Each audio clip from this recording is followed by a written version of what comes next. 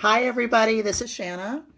Wanted to talk a little bit today about being an investment fiduciary. And that is something that's been in the news a lot.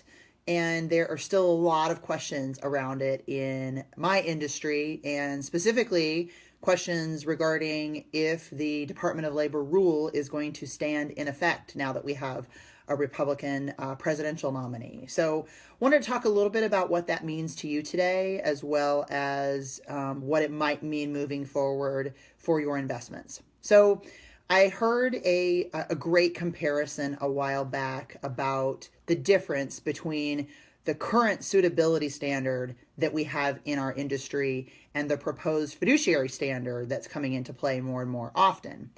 Being having investments that are suitable to you is like putting on an outfit that fits. But having a fiduciary standard applied in the same manner is like making sure that the outfit looks good on you too.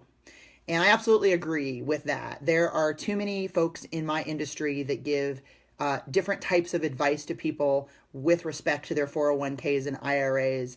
And up until this new current standard becomes effective starting in April of next year, they're under no obligation to make sure that you look good in the outfit as well. I've always operated under a fiduciary standard, regardless as to whether or not the law has applied in that manner that has forced me to. But there are a lot of investment advisors that do what I do that don't apply that same standard of care. So what that's going to mean with respect to your investments is that you might be asked by your advisor to change the relationship a bit, and some brokers and wirehouses are restricting their advisors in that relationship and making them change the relationship with their clients regardless of what their clients want. The broker-dealer that I clear through, Cambridge Investment Research, has come out and said they're not going to make us force the client into a different type of relationship if they don't want that.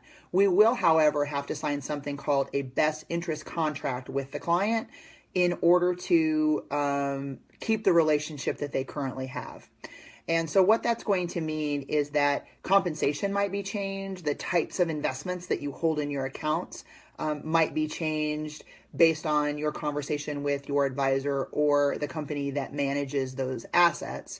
And all of this really is in an effort to levelize commission, kind of levelize the playing fields, and make fees and costs more transparent to you as a client of any financial firm, whether it's a financial advisor or a clearing firm or a wirehouse. And those are all different types of financial firms that are out there. So there's a lot of stuff that's changing in our industry, but basically the new fiduciary standard is going to be applied only to IRAs and 401ks, retirement accounts specifically. There will be different rules in place for non-retirement accounts, but expect most companies to sort of uniformly apply those standards because it's really important that per client, those types of standards get applied uniformly. So lots of changes afoot in my industry, and it remains to be seen exactly how those will continue to be applied given the changing of the guard politically. But just know that if you have any questions whatsoever with respect to the fiduciary standard or the best interest contracts that are coming out and how that applies to you, you can always contact me here at Heritage Financial Strategies.